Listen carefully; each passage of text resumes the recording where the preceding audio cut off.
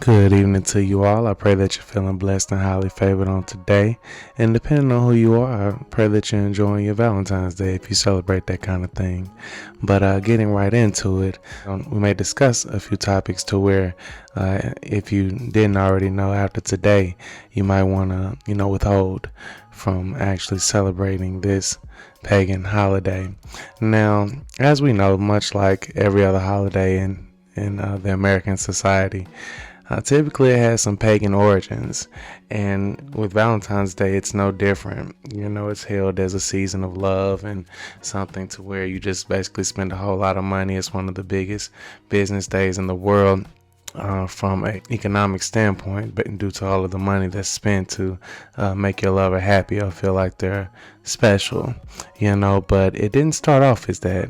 In fact, Valentine's Day used to be known as a pagan festival, otherwise known as Lupercalia. It was held each year in Rome on February 15th. Now, with this, Lupercalia was a bloody, violent, and sexually charged celebration, fully equipped with animal sacrifice, random matchmaking, and coupling in the hopes of warding off evil spirits and infertility.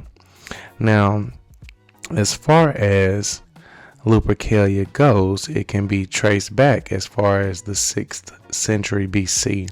According to Roman legend, the ancient king Amulius ordered Romulus and Remus, his twin nephews and founders of Rome, to be thrown into the Tiber River to drown in retribution for their mother's broken vow of celibacy. However, a servant took pity on them and placed them inside of a basket on the river instead.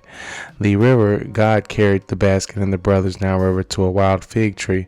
This kind of sounds like Moses, don't it? These pagans. Downriver to a wild fig tree where it became caught in the branches. The brothers were then rescued and cared for by a she-wolf in a den at the base of Palatine Hill where Rome was founded. The twins were later adopted by a shepherd and his wife and learned their father's trade. After killing the uncle who ordered their death, they found the cave den of the she-wolf who nurtured them and named it Lupercal.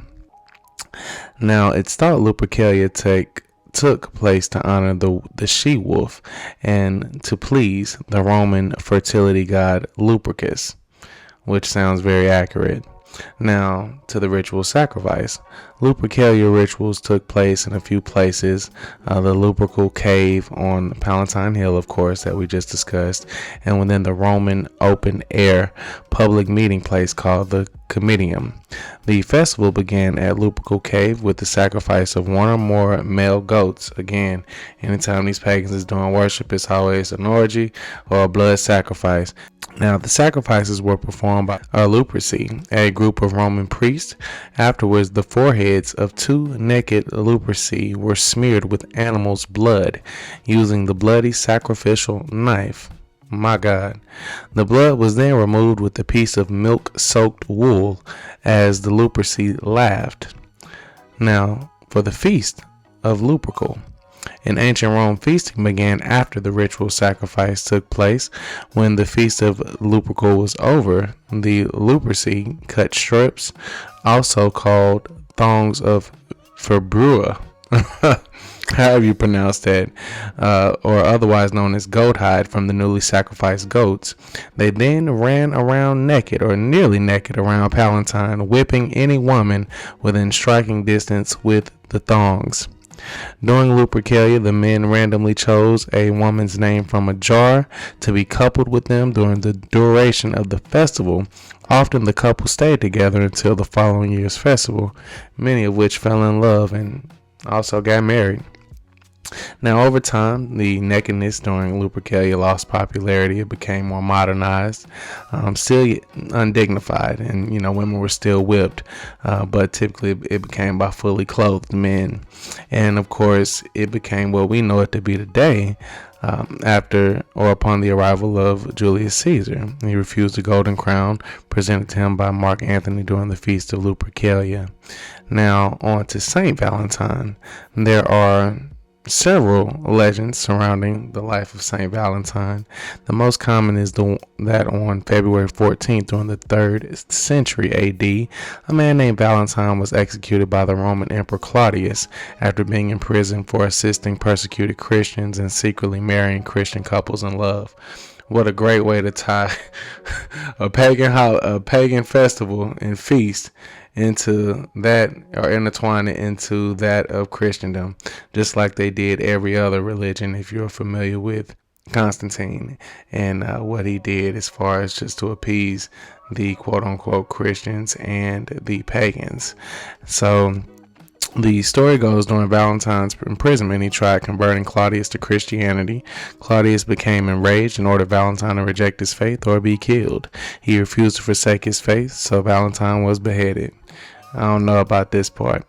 Legend also tells another story that happened during Valentine's imprisonment.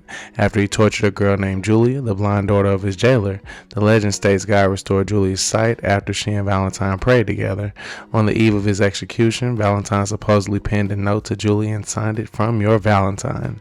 Some historians believe more than one man named Valentine was executed by Claudius II. Despite the ambiguity surrounding Valentine and his life, the Catholic Church declared him a saint and listed him in Roman martyrology after being martyred on February 14th. Now, thanks to Saint Valentine's Day, or Saint Valentine's reputation as a patron of lovers, he became synonymous with romance.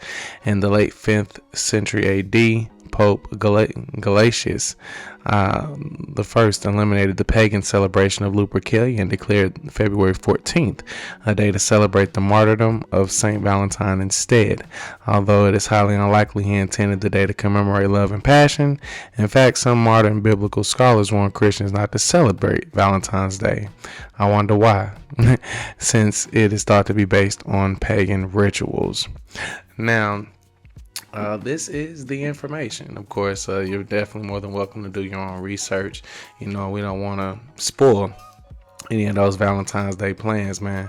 But just know you're giving praises to the goddess of fertility, when you do that. And also worshiping a she-wolf. And so, just know before you spent all this money and this, that, and the third, that traditionally this particular holiday was commemorated or actually practiced by that of someone sacrificing a goat or a dog and running around and whipping women butt naked. But that's it for today's history lesson. Definitely everyone out there, like I said, if you're still into that type of thing, go ahead and enjoy your Valentine's Day. Regardless, man, make your lover feel special on today, and blessings to everyone under the sound of my voice. And until next time, certainly be blessed.